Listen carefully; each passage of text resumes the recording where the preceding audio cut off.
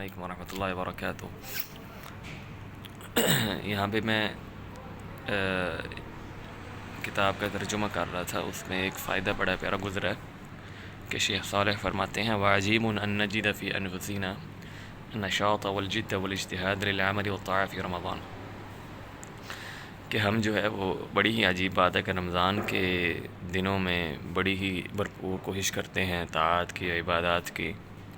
ثم نكسل ونفطر في هذه الأيام مع أنها أعظم من أيام رمضان۔ حالانکہ دیکھا جائے تو یہ 10 دن یعنی ذی الحجہ کے 10 دن رمضان کے دنوں سے زیادہ افضل ہیں، اور یہ علماء کے اس بات میں اتفاق ہے کہ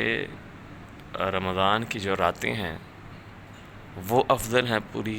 پورے سال کی راتوں سے، لیکن دن جو ہیں وہ ذی الحجہ کے پہلے 10 دن یہ افضل ہیں حتیٰ کہ رمضان کے دنوں سے بھی۔ یعنی راتوں میں جو ہے رمضان کی راتیں افضل ہیں، وہ ذی الحجہ کی راتوں سے بھی افضل ہیں، لیکن دنوں میں جو ہے وہ ذی الحجہ کے 10 دن رمضان کے دنوں سے افضل ہیں۔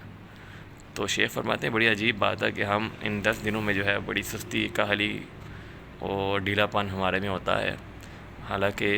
یہ 10 دن رمضان کے 10 دنوں سے افضل ہے، اور ہم رمضان میں بڑی ہی اجتہاد، بڑی جدوجہد کرتے ہیں، لیکن ان 10 دنوں میں ہم سستی، کاہلی کا جو ہے نا وہ